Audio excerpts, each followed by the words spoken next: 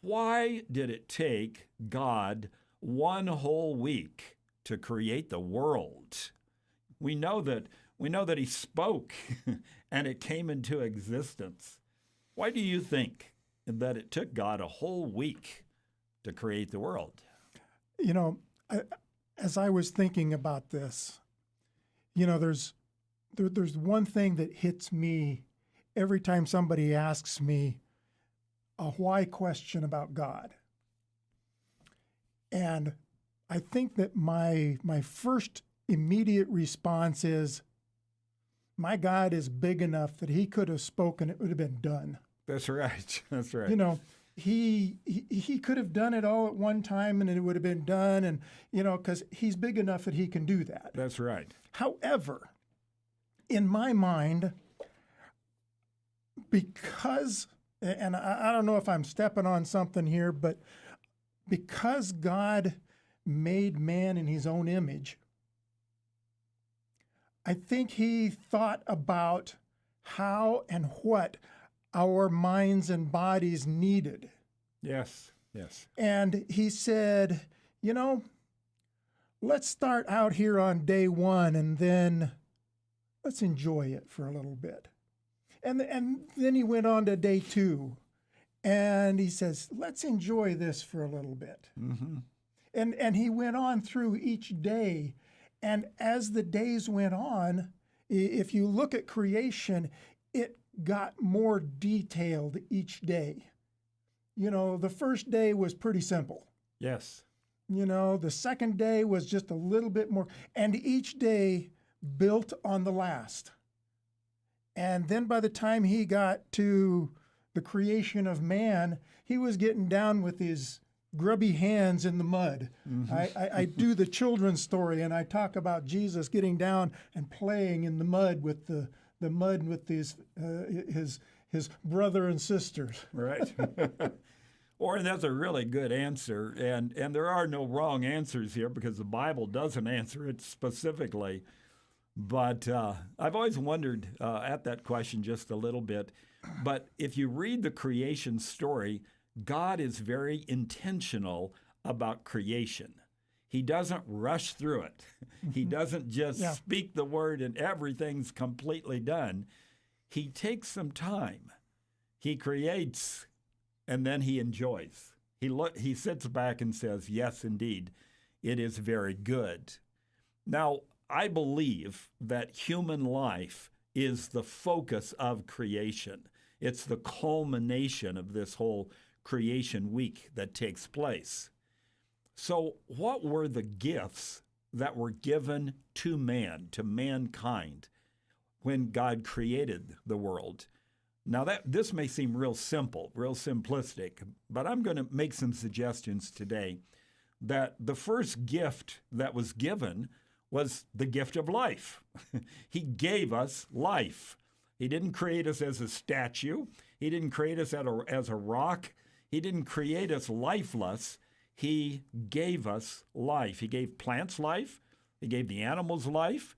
But foremost, he gave human life. And therefore, we're reminded that God is the source of that life. If you split that life and just that one piece, I sit here and I think, life, what gift did God give us as life? And we've got 5 senses. We've got the touch, we've got the smell, we've got the sight, we've got the taste. All of these senses are gifts. And when you split it down a little further, each of those is an individual gift to how we can enjoy life. Yes. And that's part of the complexity of the life that God gave. Yep. But it is the gift of life that's so important, it's so essential that God gave us from the very first. He breathed into Adam, the Bible says, the breath of life. And man became a living creature, a living being. So God creates life. He gives us life as a gift. Secondly, he gave us this planet, this earth that we live on. Now, he created the universe all the way around so that we could see that, we can enjoy that. but he created a planet that was conducive to life. One of the things that we see when we travel into space is that so far, in all the studies that have been done, all the pictures that have been taken, all the trips that have been taken, we have not found any place conducive to human life without the required necessities that we take along in the spaceship. He created a planet that was just right for human life. And it is an amazing place. It is a place that is just so complex and so beautiful that it truly is what it shows us is that God knew about his creation and knew what his creation needed. And so he created that place for us. The third thing I can think of that the Genesis account tells us, the third gift that God made was he provided a food supply. He provided life for us, but he also provided the source of life through a good food supply.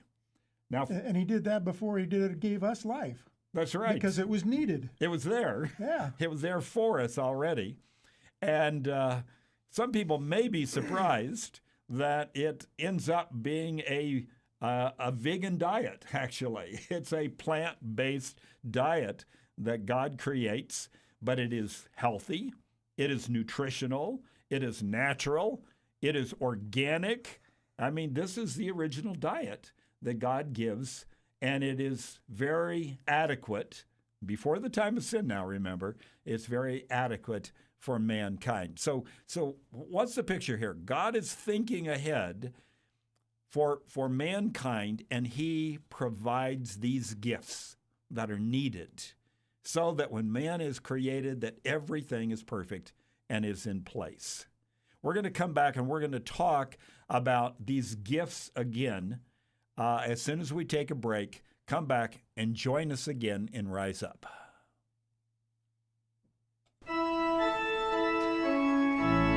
Good morning and welcome back to Rise Up, a ministry of the Omaha Memorial Seventh-day Adventist Church. Worship starts at 10:45 this morning at 840 North 72nd. Join us, won't you? And welcome back. We are happy that you have joined us for Rise Up this morning. We are talking about a gift from creation. This is in Genesis chapter 1 and 2. This is the story of the account of creation. And in this story, we're just reflecting for a little bit of time here on the gifts that God has given. He's given us life. He's given us this planet to live on. He's given us a food supply. He has also given us a beautiful institution. And some people don't like the use of that word, but he has given us marriage, the marriage institution. Between men and women, he has given a special relationship and a special way for two human beings to connect their lives together. In that relationship, not only does man experience the ability to reproduce, but he experiences human intimacy on a very deep and very fulfilling level. So marriage is one of those gifts that God has given. He's given mankind these things that he needs. And one of the things that maybe is the last thing on the list that God gives, and it's only there because it's at the end of the week. One of those things that God gives as a gift is the Sabbath day. On the seventh day, after 6 days of creation, God rests. And in fact, that is the meaning of the word Sabbath. It is rest, a day of rest, because God knew that we would need it. But Del, I stated earlier that my God is big enough that he could have done it in one day. What did he need to rest from? Well, that's interesting because God God didn't need the doesn't rest. need the rest. No, he didn't need from the what rest. we know about God's nature. Exactly. Right. And that's kind of the point I was making is God gave the Sabbath as a day of rest that he didn't need, but we do. Yes. And in fact, the scriptures confirm that. And we're going to look at that text down the line.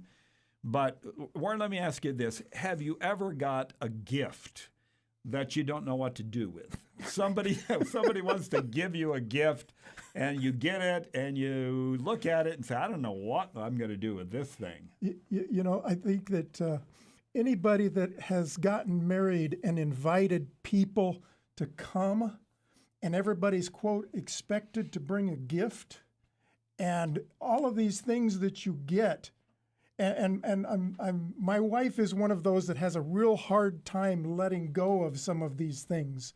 But I've heard in this day and age the term re-gifting. Mm-hmm.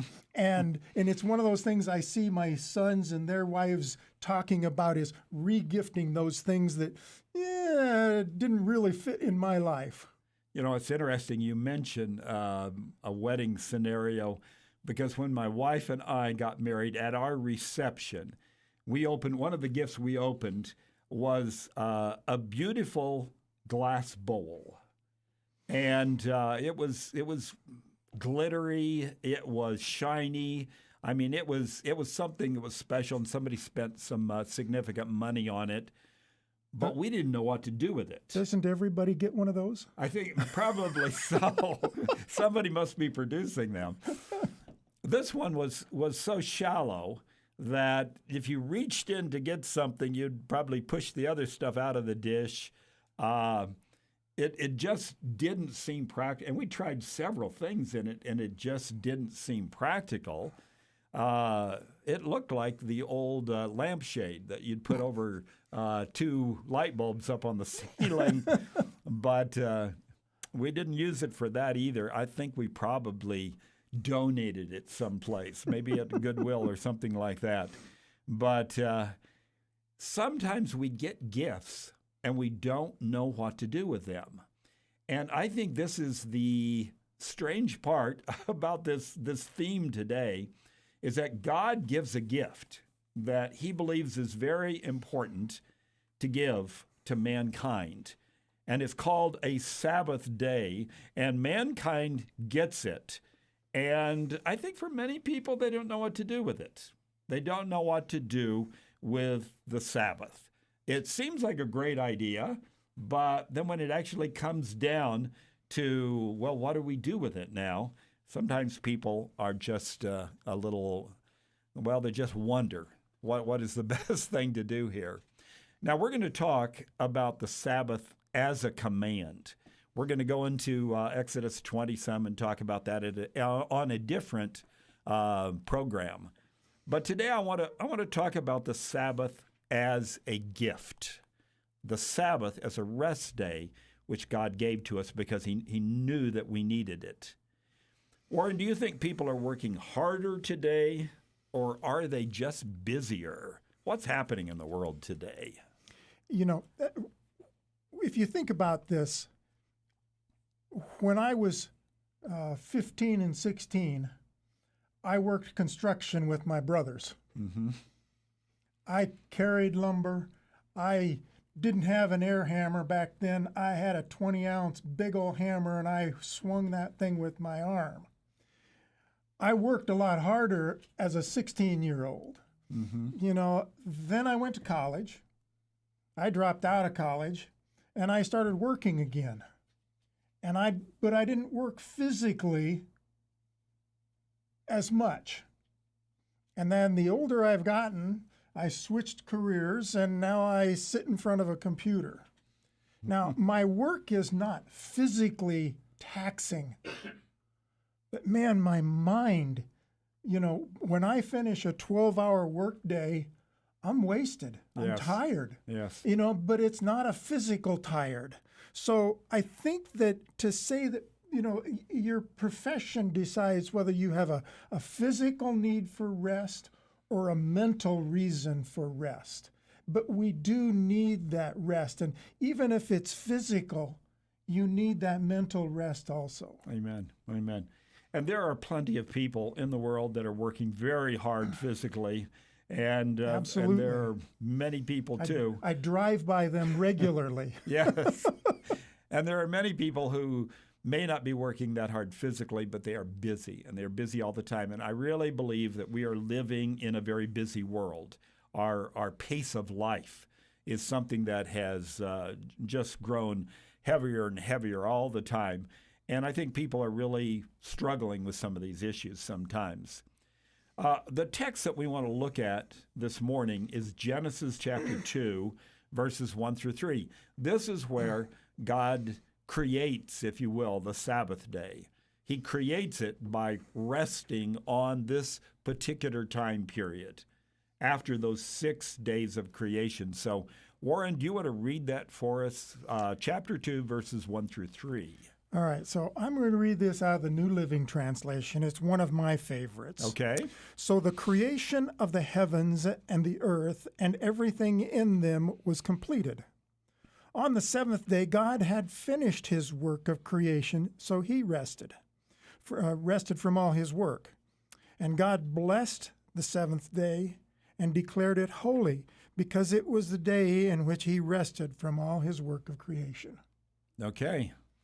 That is the explanation that's given there in the Genesis account about the creation of the Sabbath day. And it says here that God does several things. He rests, he blesses the Sabbath day, and he sanctifies it, or he makes it holy. So there's something very special and unique. The other days of creation were very necessary, but this day sort of completes, or it perfects all that God has done. And it's something now that God is inviting us to participate in. It does say God rests. So God takes a rest from the work of creation that he's just completed. But even just in that brief introduction to the Sabbath, there is, I believe, kind of an underlying invitation that says, please come and rest. Join me in doing so.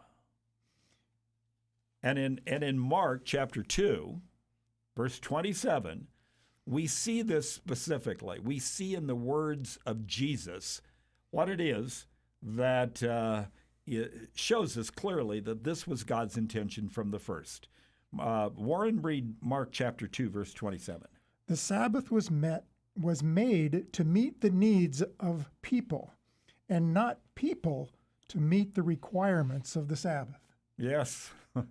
I like that verbiage because it breaks it down into, I'm going to say, my understanding. Right. But it wasn't for the requirements of the Sabbath. Man was not created for the Sabbath. My Bible says it the old-fashioned way. The Sabbath was made for man, not man for the Sabbath. So when God creates the Sabbath, man has already been created. He didn't come along and say, okay, here's the Sabbath day. Now I need somebody to keep it. Now I need somebody to rest on the Sabbath. No.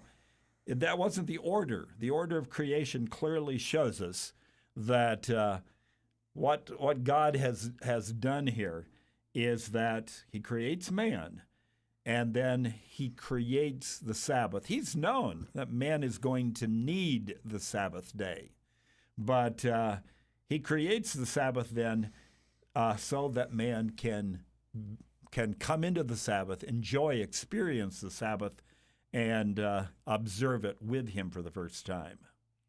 Now, Isaiah chapter 58 in the Old Testament has another text that tells us about God's blessing. Do you want to read those verses 13 and 14 also? Keep the Sabbath day holy. Don't pursue your own interests on that day, but enjoy the Sabbath and speak of it with delight as the Lord's holy day. Honor the Sabbath in everything you do on that day, and don't follow your own desires or talk idly. Then the Lord will be your delight, I will give you great honor and satisfy you with the inheritance I promised to your ancestor Jacob. I, the Lord, have spoken. And with that, we're coming right back after another break. Welcome back to the ministry of the Omaha Memorial Seventh-day Adventist Church. It's called Rise Up, and you could join us for worship this morning at 1045 at 840 North 72nd. Now here's your pastor, Pastor Delmar. And welcome back to Rise Up. We are glad that you're joining us on Saturday mornings. And today, we are talking about a gift from creation. We went through some different gifts that God gave to us. It's interesting, at the end of the creation week, God creates a Sabbath day. He creates a special day, and he rests on that day, and he invites mankind to do too. And Jesus reminds us of this when he says the Sabbath was made for man, not man for the Sabbath. So Sabbath keeping begins right there from creation, from the very beginning.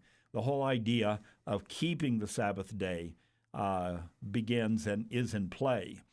We just read, before our last break, we read in Isaiah chapter 58 about keeping the Sabbath and about the importance of the blessings that come when one does. And in verse 14 of chapter 58 of Isaiah, and Warren, again, your Bible's going to say it a little differently. Mine says, I will cause you to ride on the high places, and I will feed you with the heritage of Jacob your father. What does your version say again on that? I switched. Okay. I'm sorry. No, that's okay. But he's talking about blessings here, right? Yeah. And we may not, with some of the biblical language, always understand exactly what he means by it. But he is telling us that we are going to be especially blessed, exceptionally blessed, if we take that rest that he has given us. He's going to feed us with the heritage of Jacob, our father. Jacob is the one that God pours his blessings into. We can receive those same kind of blessings in our lives. So God intended from the very first, the Sabbath day is not some kind of burden for mankind. And it's not intended to be just something kind of confusing, like, I don't know why in the world we have this day. God gave it for a specific reason, so that man would be blessed by it. Now, we're gonna skip forward quite a ways. We're going to skip forward all the way to the New Testament. What has happened now to the Sabbath by New Testament times? If you read the Bible and you study the Bible, you're going to see that there is a fair amount of conflict that takes place between Jesus and the religious leaders. And guess what that conflict is over? Well, there's several things that they're upset with Jesus about, but one of the things that keeps coming back again and again is about Sabbath keeping. They're very religious leaders are very concerned about this, and Jesus sort of gets in trouble several times over this issue. So we're going to look at some of these stories. We're going to go to John chapter 5. This is the story of the man who was healed at the pool of Bethesda. Jesus and his disciples are there in Jerusalem, and they come across this man who has an infirmity. He has been unable to move himself very well. Apparently, he gets around some because he's able to finally get into the pool. He wants to get into the pool when it's stirred because he believes that he's going to be healed. But there's always somebody faster than him. So he is sick and he's not able to move well. And what happens? Jesus comes along. Let's read those verses from John chapter 5, verses 5 through 8. One of the men lying there had been sick for 38 years. When Jesus saw him and knew he had been ill for a long time, he asked him, "Would you like to get well?" "I can't, sirs," the sick man said, "for I have no one to put me in the pool when the water bubbles up. Someone else always gets there ahead of me." Jesus told him, Stand up, pick up your mat, and walk. So Jesus makes the command, and what we don't read here is the fact that the man had faith, that the man believed in what Jesus said. And even though he's been sick, and even though he has been this way for 38 years, he trusts the words of Jesus. And do you think this man had seen Jesus? Did he know who he was? Did he even know who Jesus was?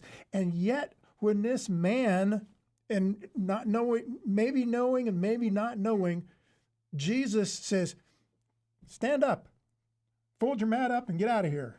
And he has enough faith. And obviously, Jesus wasn't by himself. Right. Jesus never went anywhere by himself. So there was a lot of people around him. So he knew this man had some authority.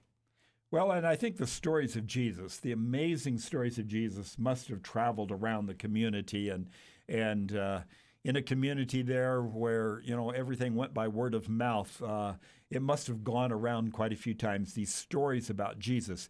But still, maybe this was the first experience that he had of actually seeing Jesus, and I believe he was blind too, wasn't he? In John chapter no, that was the next there one. were others. That's the next right, one. The next one. But he sees Jesus, he hears him, and he responds, and he is healed.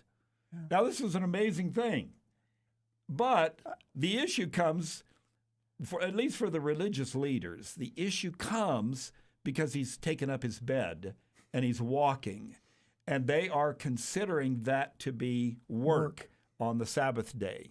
So he is accused of doing wrong. Jesus is accused of doing wrong. And it's pretty interesting the way that Jesus later on, he has some conversation that goes on with those religious leaders. Do you want to read those verses 16 and 17? Yes. 16. So the Jewish leaders began harassing Jesus for breaking the Sabbath rules. But Jesus replied, "My Father is always working, and so am I." Now, that is kind of a unusual response, I will say, to the religious leaders. God is the one that created the Sabbath day as a day of rest. And then when Jesus is out healing in Jerusalem on the Sabbath day, and the religious leaders are pointing fingers at him, he says, guess what? My Father is working still to this day, and I am working too. I am going about working by bringing healing to this man that needed to be healed. Now, what is the purpose then that Jesus is trying to show to the religious leaders? What is the purpose of the Sabbath that is illustrated very well in these miracle stories that Jesus does? Well, I believe the answer is restoration. He comes to restore mankind. Mankind was not created with an illness where he can't walk, where he can't get up and move around. He was created strong and healthy, but because of sin, because of this broken world that we live in, there is restoration that needs to take place. And God is in the work of restoration, and his son Jesus is in the work of restoration. So this man was just restored a little more than what you and I are on Sabbath. That's right. But the idea behind it all is restoration. I got it. That people should be restored the way God's intentions were from the very first. Now, the second story is in John chapter 9, and this is the story of the man who was born blind. And he is at a pool too.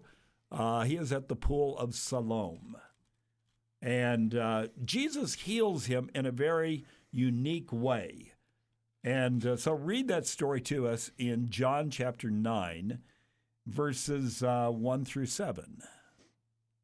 As Jesus was walking along, he saw a man who had been blind from birth. "Rabbi," his disciples asked him, "why was this man born blind? Was it because of his own sins or his parents' sins?" "It was not because of his sins or his parents' sins," Jesus answered. This happened so the power of God could be seen in him. We must quickly carry out the tasks assigned to us by the one who sent us. The night is coming, then no one can work. But while I am here in the world, I am the light of the world. Then he spit on the ground, made mud with the saliva, and spread the mud over the blind man's eyes. He told him, "Go wash yourself in the pool of Siloam." Siloam means sent. So the man went and washed and came back seeing. His neighbors and others who knew him as a blind beggar asked each other, "Isn't this the man who used to sit and beg?" Some said he was, and others said, "No, he just looks like him." But the beggar kept saying, "Yes, I am the same one." That's quite a story. And what is really unusual about it, I believe, is the way that Jesus heals the man. He does different things when he heals people. In this story of the man born blind, he goes out and he digs up some clay, it says. He spits on it to make it like into mud, and then he puts it on the man's eyes. This is an unusual thing that Jesus is doing here. Why is Jesus going to so much effort? He could speak the word and the man would have his sight restored. Why is Jesus doing this, Warren? What point is he trying to make here? Well, I think it's just like it was with the lame man. You know, this man had to understand that he had a part in his healing. Mm-hmm. And the healing that he got, it wasn't the mud. It was that touch of Jesus' hands. Yes. It was that touch. That's where the power happened.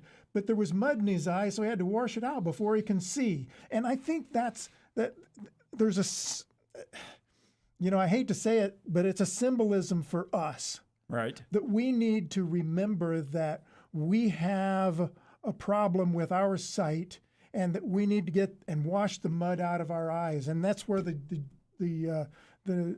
Pharisees needed to wash that mud out of their eyes so they could see the purpose of that. Jesus also did something on the Sabbath day that would particularly alarm the religious leaders, because if he's taking clay, he's moistening it, he's forming it, Warren, that's work. That's work.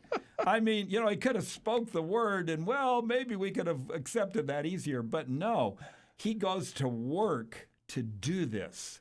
He's very intentionally showing that. Because why? Because behind all this, the purpose again is restoration. He is trying to restore the sight of a blind man. The Sabbath is a day for restoration.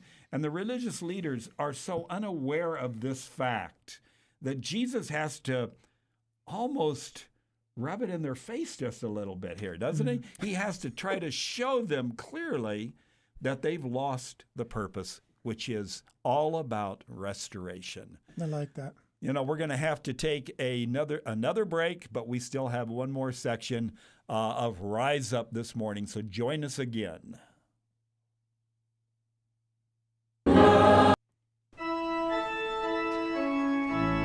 Welcome back to the ministry called Rise Up from the Omaha Memorial Seventh-day Adventist Church. Worship starts here in just a few minutes at 10:45 at 840 North 72nd. Feel free to join us.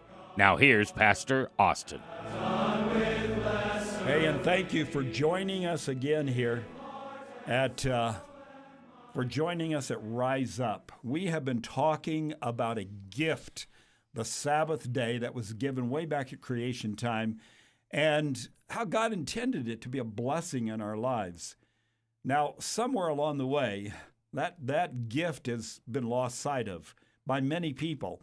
And particularly in Jesus' time, the Sabbath becomes more of a burden than it does a gift.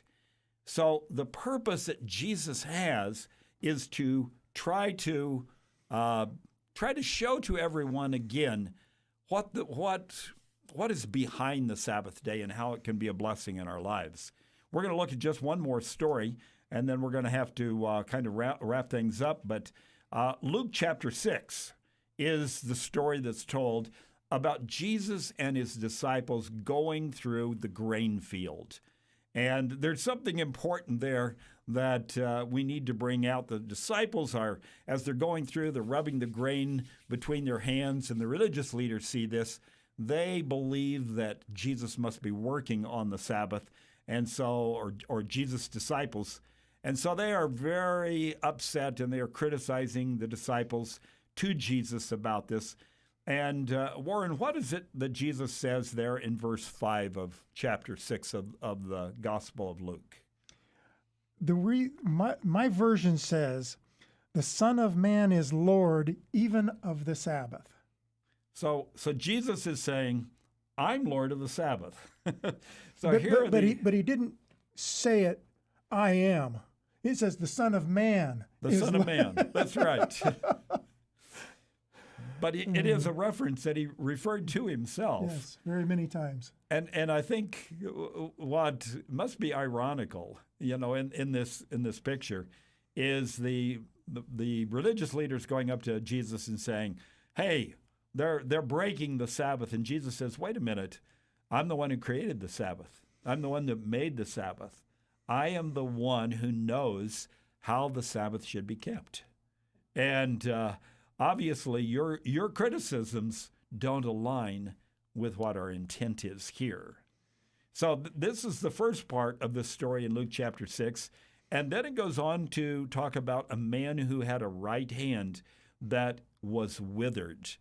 Now, in this discussion that goes on, because already Jesus can see that the religious leaders are seeing if Jesus is going to heal that man or not. Is he going to restore that hand that was withered? And what is it that Jesus asks them before he even does this miracle? He says, I have a question for you. Does the law permit good deeds on the Sabbath, or is it a day for doing evil? Is this a day to save life or destroy it? Wow. Pretty good language, pretty good question. Pretty direct line. Yes. Is it lawful to do good on the Sabbath? Well, of course it is. God intended the Sabbath as good. God did not give us the Sabbath as some kind of burden. He gave it because it was intended to be a blessing. And it's only a perversion or a twisting of the Sabbath when the Sabbath cannot be used to do good deeds. And this was the message that Jesus was trying to get across. Jesus was trying to restore the original intent of the Sabbath day. And so he got in conflicts with people. And, today, in a world that is very busy, that is going all the time, I think we really need a message about the Sabbath again, because a lot of people have lost sight of it. Why have people lost sight of it? Well, maybe from the first it was a little hard to understand what to do with the Sabbath, but maybe also because some people didn't understand that the Sabbath was for restoration. It was about restoring us. And we become so broken in this world that we really have just been, our lives have been twisted in many ways. And maybe we've tried to just take care of that problem ourselves, take care of the effects of sin in our lives, but we've forgotten one of the gifts that God gave, which was intended to help us restore, and that was the Sabbath day.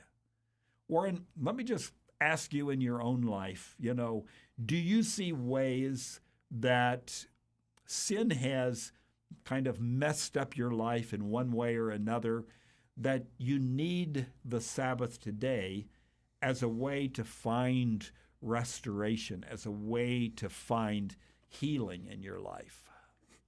Del, when I was young, I can say that as a young person growing up, I felt like the Sabbath was restricting. I couldn't do this, I couldn't do that.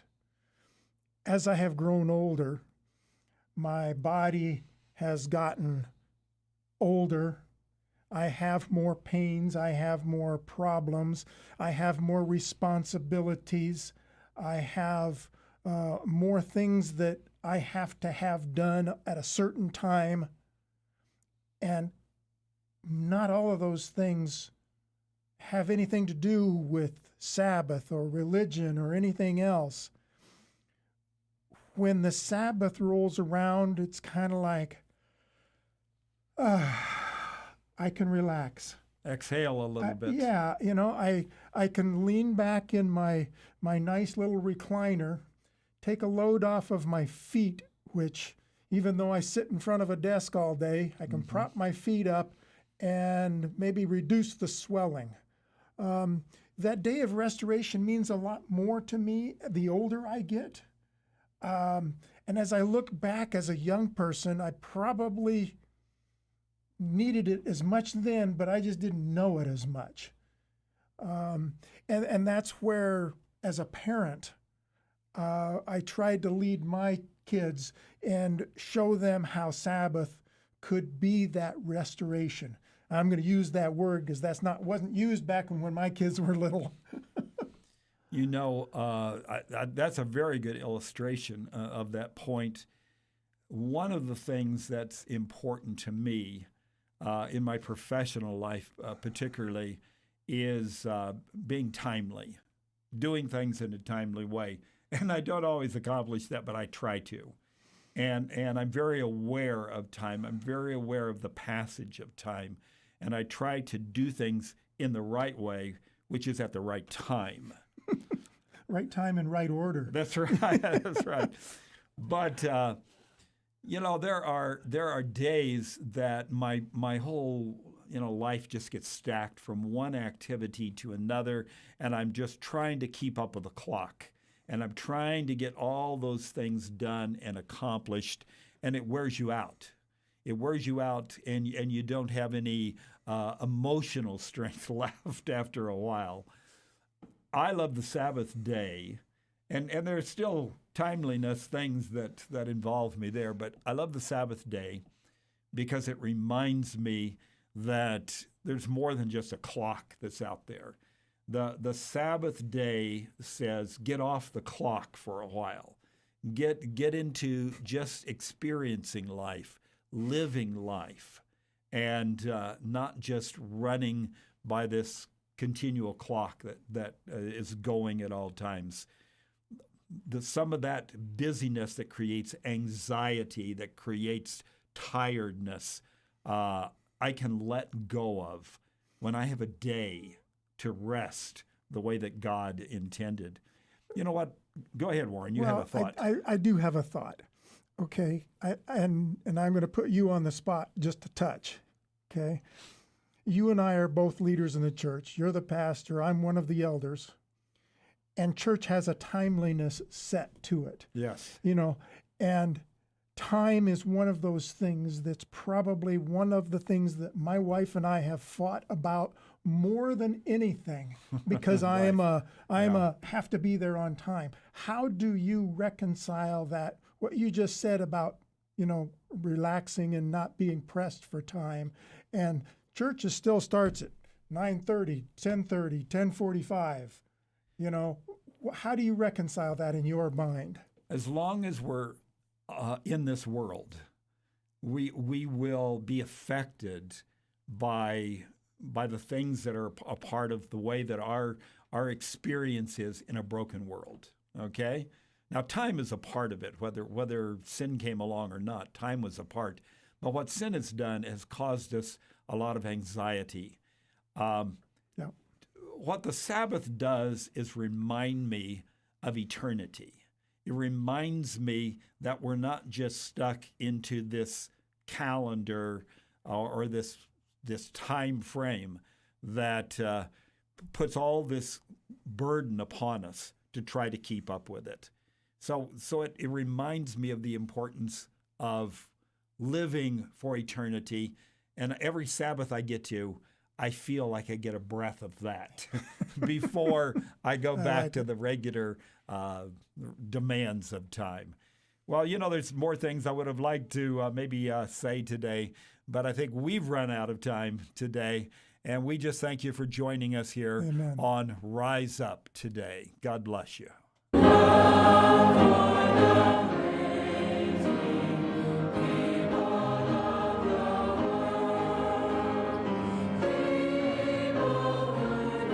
Good morning, and thank you for joining us for this Sabbath day and our program, Rise Up. Rise Up is a ministry of the Omaha Memorial Seventh-day Adventist Church, and you still have time to get here this morning for our worship service, which starts at 10:45 a.m. Our address, 840 North 72nd, and you can also see these programs and more on YouTube at Omaha Memorial SDA Church. For Omaha Memorial, I'm Mac McCoy, wishing you a blessed Sabbath from KCRO and Omaha Memorial Seventh-day Adventist Church. Have a great day.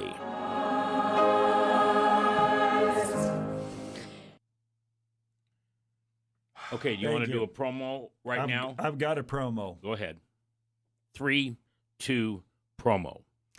Hey, this is Pastor Delmar Austin inviting you to join us for Rise Up.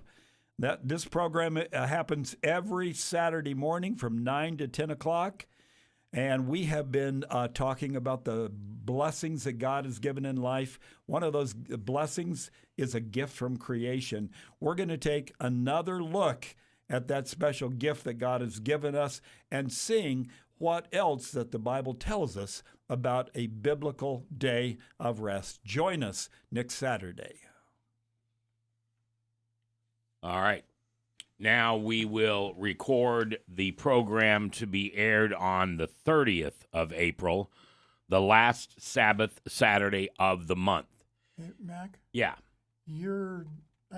this didn't get out to our YouTube channel. I did not see anything come out on the YouTube channel. Okay, hold on. Did you forget to push the button to No. go out there? Well, I don't. I did what I thought I was supposed to do.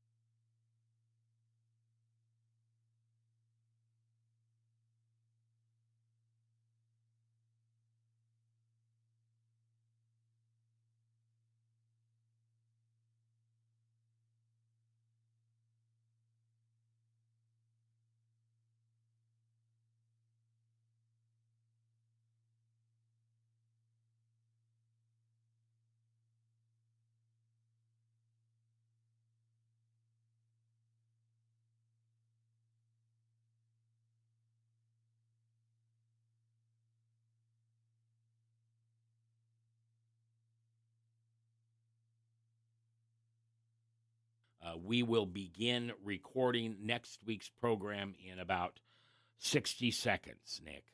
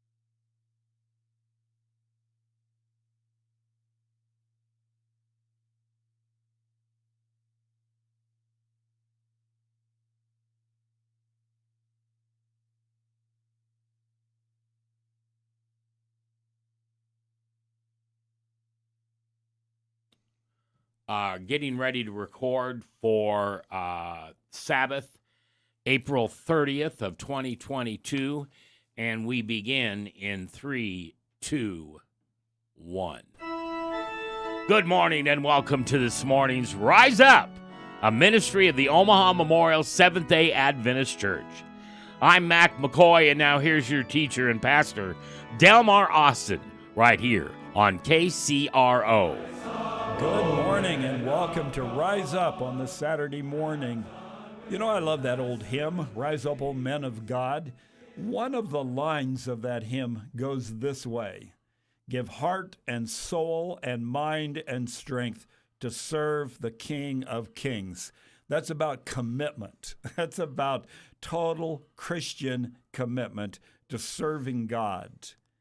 You might remember a phrase from the past about throwing your hat into the ring. That phrase came from the idea of accepting the challenge. That's really what we're saying when we're talking about rising up. We're talking about being committed, being willing to take the challenge of serving Jesus Christ and being a witness in this world. We've got a lot of issues in the time that we live in. There's a lot of things that draw us away from God and draw us into more of a secular mindset.